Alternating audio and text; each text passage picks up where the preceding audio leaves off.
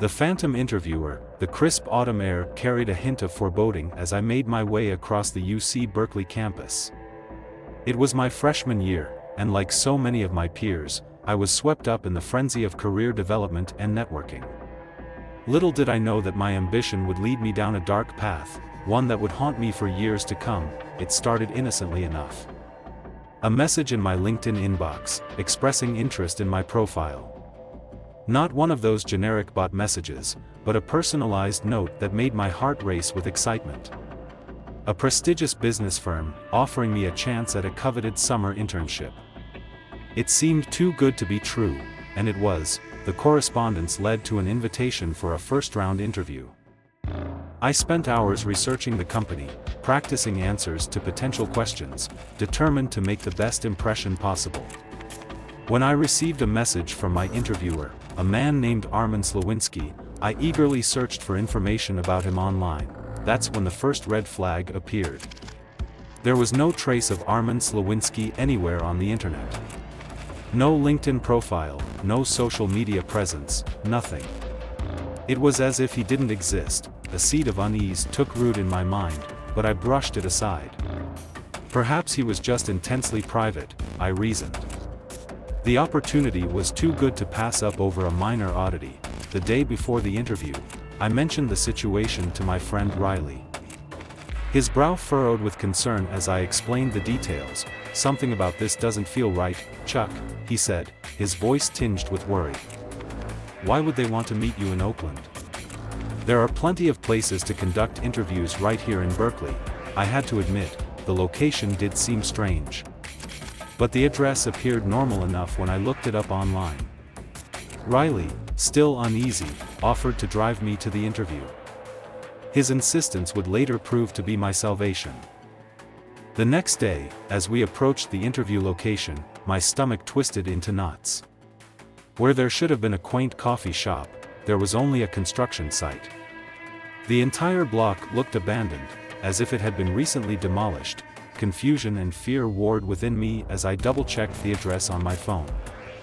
This had to be some kind of mistake. As I fumbled to call Riley, who had parked nearby, a booming voice cut through the air behind me. Chuck. I whirled around to find myself face to face with a towering man in an expensive black suit. His presence was commanding, almost otherworldly against the backdrop of derelict buildings. A sleek, matte black Bentley idled behind him.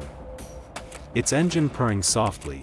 Armin Slawinski, he introduced himself, extending a hand that seemed almost too large to be human. Seems there's been a mix-up with the location. Why don't we find somewhere more suitable? He gestured towards the Bentley, a smile playing at the corners of his mouth that didn't quite reach his eyes. Shotgun's all yours. Every instinct screamed at me to run, but some twisted sense of politeness kept me rooted to the spot. It wasn't until I circled the car, admiring its sleek lines, that I saw it. In the back seat, partially obscured by shadows, lay a man. In his hand gleamed something long and metallic. My blood turned to ice as the reality of the situation hit me like a physical blow. This was no interview. This was a trap. I ran. Faster than I'd ever run in my life, my lungs burning as I sprinted away from the Bentley and the monstrous figure of Armin Slawinski. Behind me, I heard the screech of tires as the car roared to life. The streets became a blur as I zigzagged through the abandoned neighborhood, the sound of the pursuing vehicle growing ever closer. My mind raced, searching desperately for a way out of this nightmare. As if answering an unspoken prayer, I spotted a fire escape hanging just low enough to reach. With strength born of pure terror, I leapt, grasping the cold metal and hauling myself up. I scrambled higher, my heart threatening to burst from my chest. The Bentley screeched to a halt below me. For an agonizing moment, I waited, certain that at any second Armin and his accomplice would emerge to drag me down to whatever fate they had planned. But after what felt like an eternity, the car peeled away, disappearing around a corner. I remained frozen on the fire escape, trembling, unable to believe I had escaped. When Riley finally found me, I was a mess of tears and incoherent babbling. It took days before I could speak about what had happened without breaking down. The police were called, reports were filed, but Armin Slawinski and his phantom company seemed to vanish into thin air, leaving no trace behind. Years have passed since that day, and I've built a successful career and a happy life. But sometimes, in the dead of night, I still jolt awake, my heart racing, convinced I can hear the purr of a Bentley's engine outside my window. And I wonder, was Armin Slawinski ever real? Or was he some nightmarish manifestation of my own ambition, a warning of the dangers that lurk in the shadows of the corporate world? Whatever the truth, one thing is certain, I'll never look at a LinkedIn message the same way again. The collector, the fluorescent lights of the dorm room buzzed softly, casting a sickly glow over the cramped space I now called home. As a first-year student, I had been prepared for many challenges, difficult classes, homesickness, the struggle to make new friends. But nothing could have prepared me for the horror that awaited me in room 237. His name was Diora, my assigned roommate. From the moment I first laid eyes on him, something felt off. Pale and thin, with a wispy mustache that looked more like a smudge of dirt on his upper lip, Diora exuded an aura of discomfort that set my teeth on edge. Our first interactions were stilted, his responses to my attempts at conversation curt and often bizarre. When I asked about his taste in music, hoping to find some common ground, his reply sent a chill down my spine. Music wouldn't fill my cup of emptiness, he muttered, his eyes never quite meeting mine. But it wasn't until I witnessed Diora gaming that I truly began to fear my roommate. The way he contorted his body, making guttural noises and violently shaking as he played, was unlike anything I'd ever seen. He would pull his feet into the desk cabinet, whispering to himself in a high-pitched giggle that set my nerves on edge. Night after night, I lay awake, listening to his strange mutterings and erratic movements, wondering what dark thoughts swirled behind those vacant eyes. It was about a week into the semester when I first caught him staring. I had returned late from a night out with friends, tiptoeing into our darkened room. As I turned towards my bed, a flash of movement caught my eye. There was Diora, wide awake, an unsettling grin splitting his face as he watched me from his bed. "Dark time," he whispered, before rolling to face the wall. This scene repeated itself several times over the following weeks, each occurrence leaving me more unnerved than the last. I tried to switch rooms, but the housing office claimed there were no vacancies. I was trapped, forced to share a space with someone who seemed to delight in my discomfort. But it wasn't until that fateful day, 3 months into the semester, that I discovered the true depths of Diora's madness. I returned from class earlier than usual, catching Diora off guard. He jumped up, stammering about why I was back so soon, his body contorted into a strange pose that looked like something out of a twisted anime. That's when I noticed the box on his desk. "What's that?" I asked, my curiosity overriding my usual caution around Diora.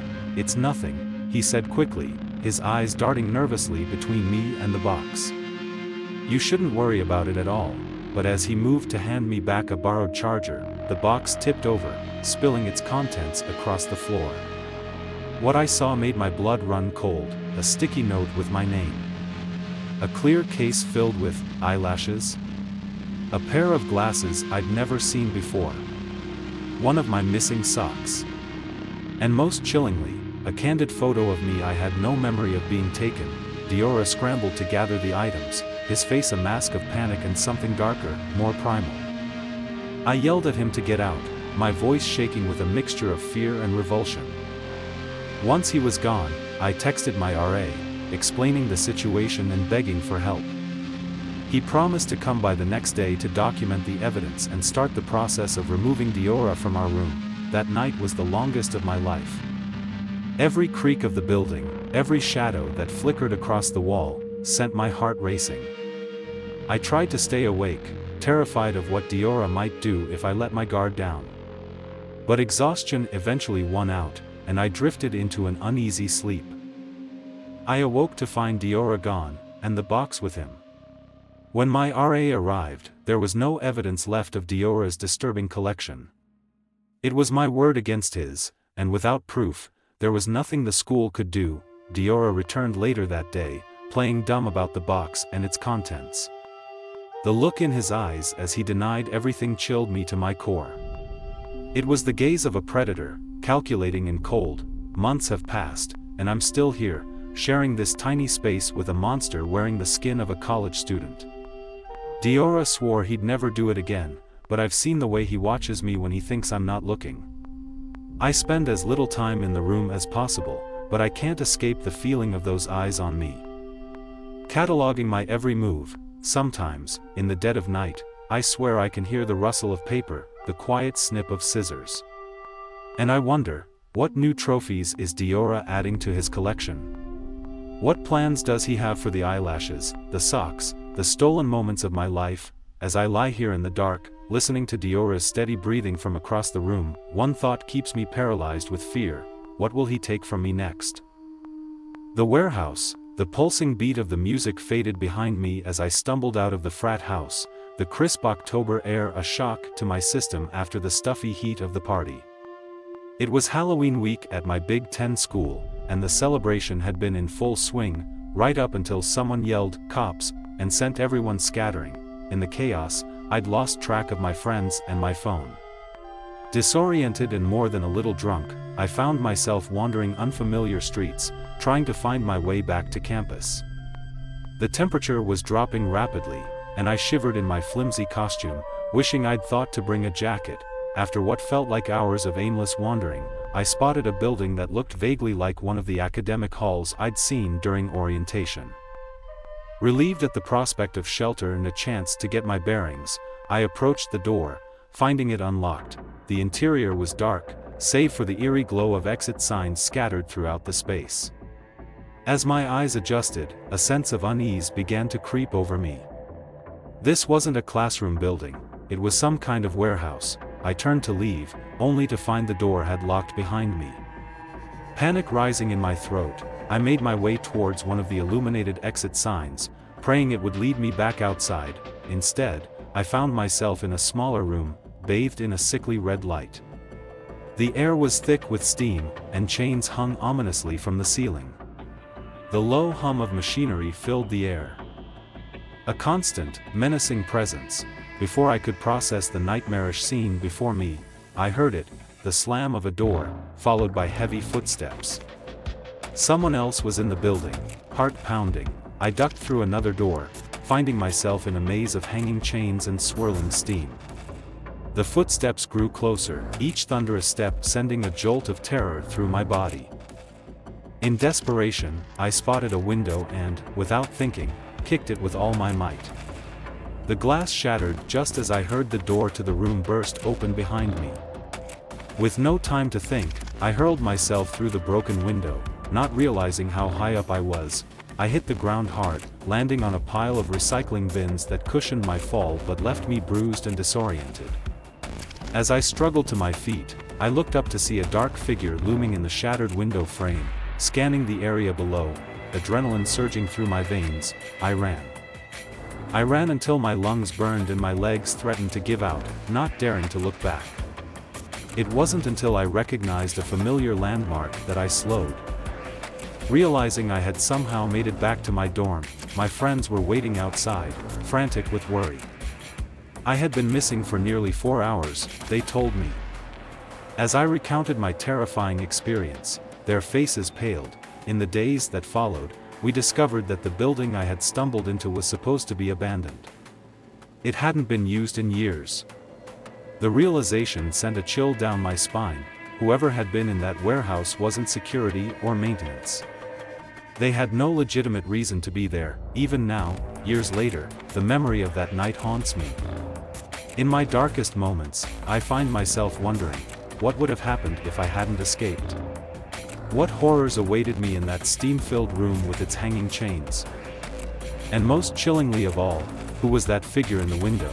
And are they still out there, waiting for their next unsuspecting victim to stumble into their lair? Every Halloween, as the sounds of celebration fill the air and costumed revelers stumble through darkened streets, I can't help but shudder.